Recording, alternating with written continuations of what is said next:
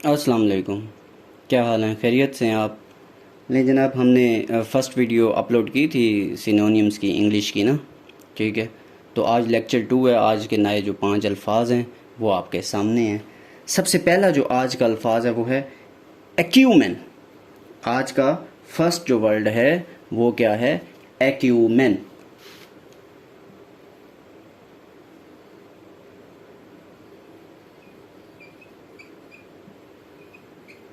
Acumen. लो जनाब, हमने इसे याद कैसे करना है, इसका मतलब क्या है वो आप लोग अभी देख लीजिएगा। सबसे पहले ये क्या है? एक्यूमेन। ठीक है, अगर मैं इसे कहूँ कि हम इसे पढ़ेंगे आईक्यूमेन से, मैं अगर आप इसे कहूँ कि आईक्यूमेन, एक्यूमेन है ना, आईक्यूमेन। मुझे ये बताएं, जिस बंदे का आईक्यू लेवल बहुत अच्छा होता है, हमारे दोस्तों में या हमारी फैमिली मेम्बर में से किसी का आईक्यू मेंबर लेवल जो होता है वो बहुत अच्छा होता है, तो हम क्या कहते हैं? यार इसका मेंटल जो है बड़ा शार्प चलता है, इसका दिमाग बड़ा तेज़ चलता है, यही बात करते हैं ना हम। तो जनाब, ये जो एक्यूमेन है इसका मतलब ही यही है, मेंटल शार्पनेस।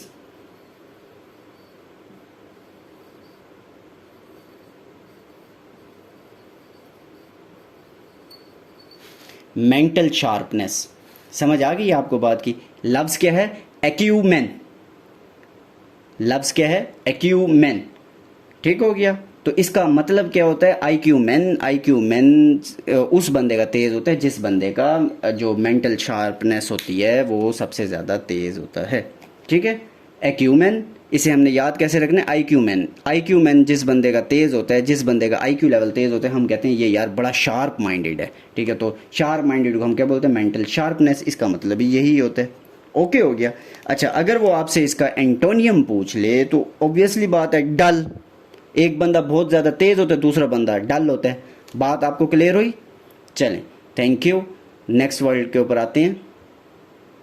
लें जनाब, जो नेक्स्ट वर्ड है वो है टच स्टोन।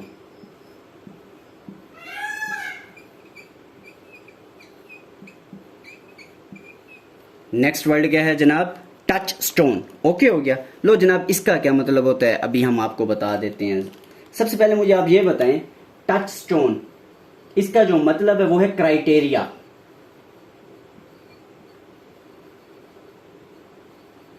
या फिर स्टैंडर्ड।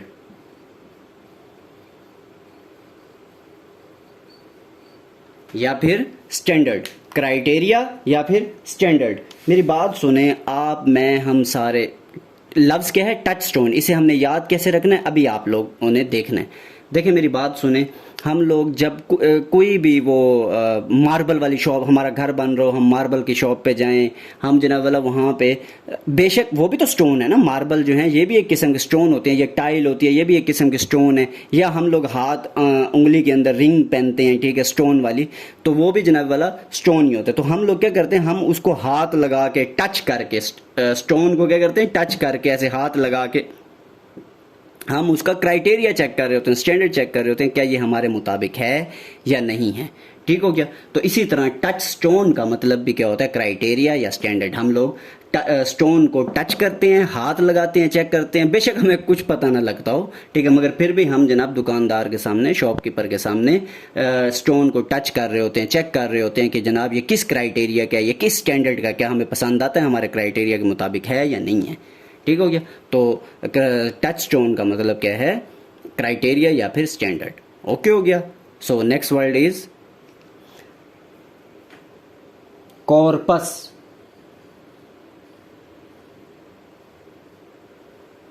कॉर्पस। ठीक हो गया?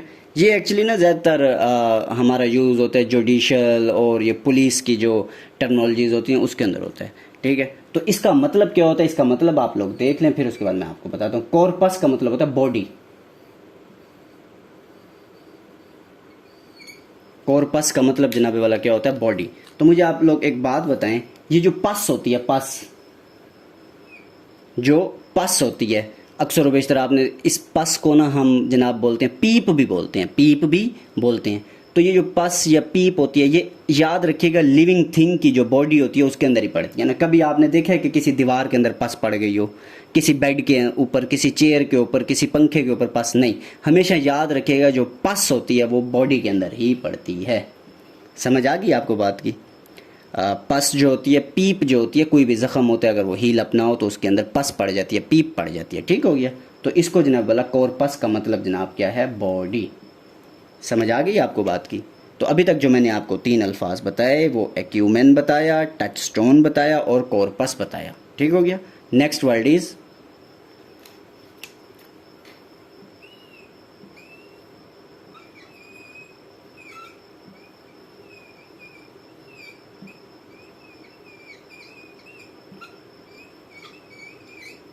लें जनाब, next word is proletarian. Next word is प्रोलिटेरियन।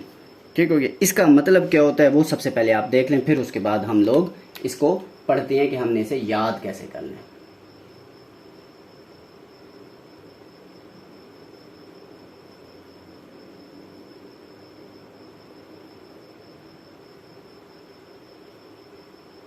A member of labor class.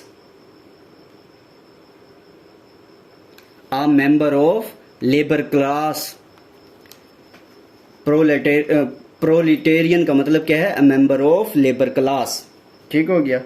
तो अगर मैं इसे तोड़ के पढ़ूं, प्रोलैट्रीन। आपको पता है वॉशरूम को हम लोग लैट्रीन भी बोलते हैं। ठीक है? हम वॉशरूम को क्या बोलते हैं? लैट्रीन भी बोलते हैं। तो प्रो को छोड़ें, लैट्रीन पर आ जाएं। ठीक है? मुझे ये बताएं, हम लोग ये अपनी लैट्रीन वगैरह जो वॉशरूम होता है ये हम साफ़ करवाते हैं एक लेबर क्लास वाले बंदे को बुला के साफ़ करवाते हैं, या ऐसे खड़े हो जाएं सड़क के ऊपर, हम किसी प्राडो वाले को या किसी गाड़ी वाले को रोक के कहें आओ यार हमारी ना आके वॉशरूम या लैट्रीन साफ़ कर दो? तो आप कहेंगे नहीं, बिल्कुल सर, हम लेबर क्लास से जो लोग ताल्लुक़ रखते हैं हम लोग उन्हीं को बुलाते हैं। ठीक हो गया? तो इस प्रोलिटेरियन का मतलब क्या है? A member of labour class. आपने याद कैसे रखना है? लैट्रीन से। ये खुद ही लफ्ज़ हमें बता रहा है ना, लैट्रीन। ठीक है? लफ्ज़ हमें खुद ही बता रहा है और हमने जनाब वाला इसका मतलब क्या देखा? A member of labour class. ठीक हो गया? चलिए नेक्स्ट वर्ड देखते हैं, आज का आखिरी, फिर उसके बाद आपसे कुछ टेस्ट भी लेंगे जल्दी इंशाल्लाह। लें जनाब, अगला लफ्ज़ है डिलीजेंट।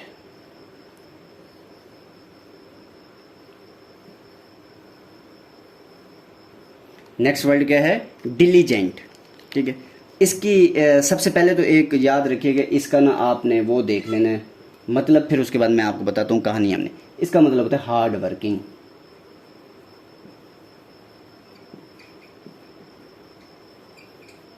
इसका मतलब जनाब क्या होता है? Hard working. ठीक हो गया? इसका मतलब क्या है? Hard working. आपको याद है मैंने फर्स्ट वीडियो में एक लफ्ज़ लिखवाया था, इंडस्ट्रियस। उसका मतलब भी क्या होता है? Hard working. तो ये डिलीजेंट का अगर हम अगला मतलब देखें, अगर हार्ड वर्किंग ना देखें, पेपर में कभी कभी इंडस्ट्रियस भी आ जाता है, तो दोनों का मतलब सेम है। इंडस्ट्री के अंदर मैंने आपको बताया था हार्ड वर्किंग करेंगे तो जनाब वाला हमें जो मालिक होता है वो काम पे रखेगा। ठीक है? तो मुझे एक बात बताएं, इसे हम याद कैसे दें? एक तो इंटेलिजेंट, डिलीजेंट है इंटेलिजेंट। इंटेलिजेंट बंदा जो होता है वो हार्ड वर्किंग करता है। ठीक हो गया? और दूसरी बात ये दिल, दिल। कोई भी बंदा जब हार्ड वर्किंग कर रहा होता है तो हम कहते हैं यार ये बंदा दिल से काम कर रहा है। दिल से किया गया काम जो है वो आपकी हार्ड वर्किंग को शो करता है। बात आपने फॉलो की है? दिल से किया गया काम आपकी हार्ड वर्किंग को शो करता है। ठीक हो गया?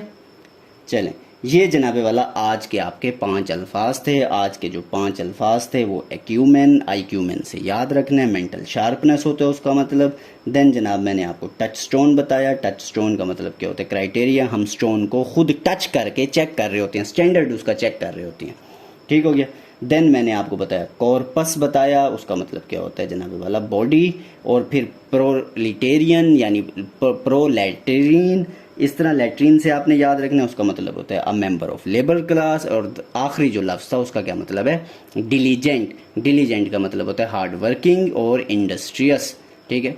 कभी पेपर में आ जाएगा डिलीजेंट का मतलब बताओ, सिनोनियम, तो नीचे इंडस्ट्रियस होगा, हार्ड वर्किंग नहीं होगा। तो इसका मतलब ये है कि वो आपसे इंडस्ट्रियस पूछना चाह रहा है। बेसिकली ये फैमिली तो एक है। डिलीजेंट का मतलब भी हार्ड वर्किंग, हार्ड वर्किंग का मतलब भी इंडस्ट्रियस, इंडस्ट्रियस का मतलब भी हार्ड वर्किंग, इंडस्ट्रियस का मतलब भी डिलीजेंट। ठीक हो गया। तो इस तरह से आपने जनाब ये याद रखने हैं सारे। So thank you very much. आप लोग ये लाइक करें अगर आपको समझ लग रही है, और सब्सक्राइब भी करें और शेयर भी करें। इंशाल्लाह नेक्स्ट वीडियो बहुत जल्द आप तक अपलोड कर दी जाएगी। Stay blessed. अल्लाह हाफिज़।